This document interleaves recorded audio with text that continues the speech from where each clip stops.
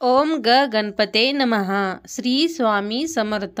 नमस्कार मित्रांनो, God is great या चॅनलमध्ये तुमचे सर्वांचे स्वागत. तुम्ही नवीन असाल तर चॅनलला लाईक आणि सबस्क्राईब करा. वक्रतुंड महाकाय सूर्यकोटी समप्रभ निर्विघ्नं कुरु मे देव सर्व कार्येषु सर्वदा. श्री गणेश पुराण कथासार अध्याय 63. चंद्राला मिळाला शाप. भृंगू ऋषी हे सोमकांत राजाला श्री गणेश पुराणातल्या सुंदर सुंदर कथा सांगत आहेत. अशीच एक सुंदर कथा सांगताना त्यांनी राजास असे सांगितले की एकदा भगवान शंकर, पार्वती, गणेश, कार्तिकेय हे सारे एकत्र कैलासावर वार्तालाप करीत बसले होते. तोच तिथे देवर्षी नारदांचे मंगल आगमन झाले. नेमके विश्वनिर्माते ब्रह्माजी पण तेव्हा तिथे शिवांच्या दर्शनासाठी आले होते. वत्स नारदांनी सर्वांना नमस्कार केला. त्यानंतर अतिशय नम्रपणे नारद मुनींनी भूलोकातून आणलेले एक अपूर्व असे फळ भगवान शंकरांना सविनीय भेट म्हणून अर्पण केले. आता ते भूलोकीचे अपूर्व फळ पाहून दोन्ही शिवपुत्रांच्या मनात त्या फळाची अभिलाषा निर्माण झाली. नेमके ते फळ द्यायचे तरी कोणाला, ज्येष्ठपुत्राला का कनिष्ठ पुत्राला? कारण कोणा एकाला दिले तर दुसऱ्याला राग येणे अगदी स्वाभाविक होते.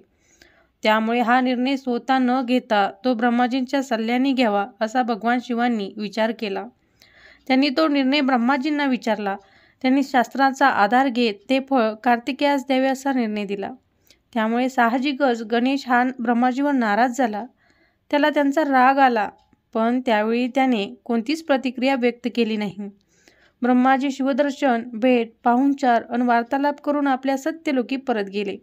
पुढे एक दिवस ब्रह्माजी हे त्यांचे सृष्टी रचनेचे कार्य करीत असताना तिथे श्री गणेश हा एका आगळ्या वेगळ्या भव्य रूपात प्रगट झाला. ते रूप दाखवून ब्रह्माजीस भयग्रस्त करण्याचा त्यांचा मानस होता.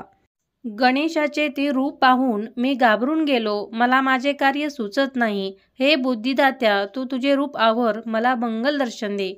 ब्रह्माजींनी गणेशास नम्र प्रार्थना केली.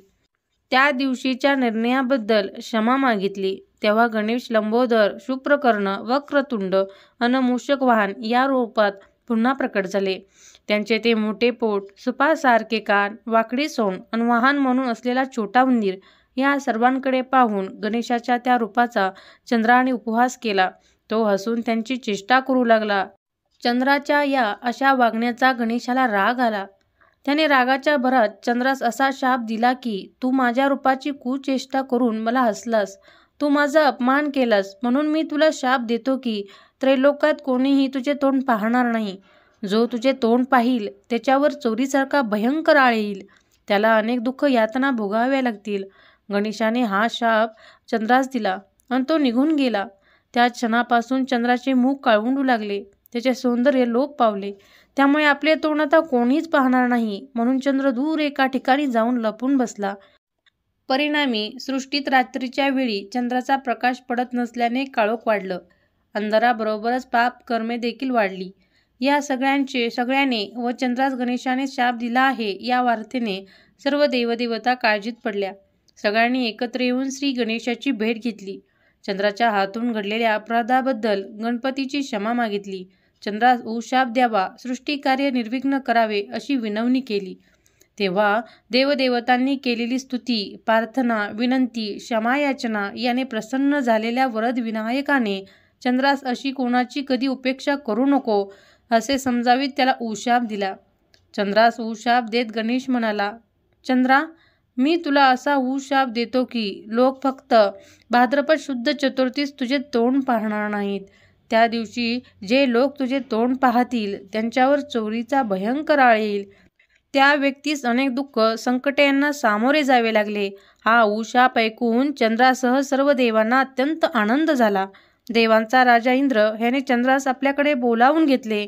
इंद्र चंद्रास म्हणाला, चंद्रा, आता आम्हा सर्वांच्या समाधीसाठी आमची प्रार्थना, विनंती मान्य करून गणेशाने तुला उशाप दिला आहे. हे जरी खरे असले तरी मला असे वाटते की श्री गजाननाच्या पूर्व रूपस्थव तू स्वतः त्यांच्या एकाक्षरी मंत्राचा जप कर, त्याची तपसाधना करावी. चंद्रालाही इंद्राचा सल्ला पटला. त्याने गंगेच्या पवित्र काठावर एक रम्य स्नान करून तिथे गणेश तपसाधना चालू केली. त्या घोर तपश्चर्येनंतर गणेश त्यांच्यावर प्रसन्न झाले आणि चंद्रास दर्शन देत तो म्हणाला, हे चंद्रा, मी तुझ्यावर प्रसन्न झालो आहे. माझ्या कृपेने तुझे रूप सौंदर्य अतिशय उजळेल. तू आबालवृद्धांना प्रिय होशील.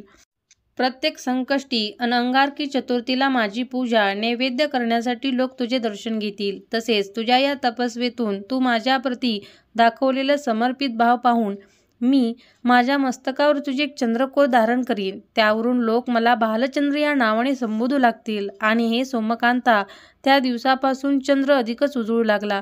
लोक त्यांची चतुर्थी सोडण्याआधी पूजा करू लागले, दर्शन घेऊ लागले. ज्या पवित्र स्थानी चंद्राने ही श्री गणेश उपासना केली ती पवित्र जागा सिद्धेश्वर या नावाने प्रसिद्ध आहे.